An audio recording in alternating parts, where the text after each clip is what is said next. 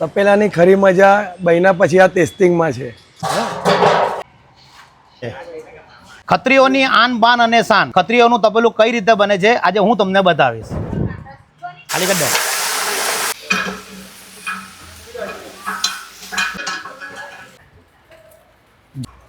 જાયફળ ખાલી કરી દે, વચ્ચે ખાલી કરી.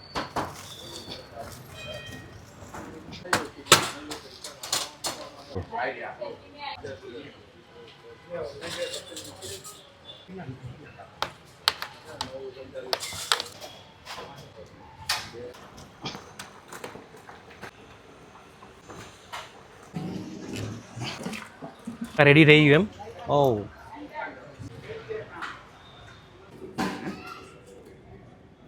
અલ્પેશભાઈનું ટપેલું એટલે એક નંબર. કોન્ટેક્ટ અલ્પેશભાઈ શિરાવાલા.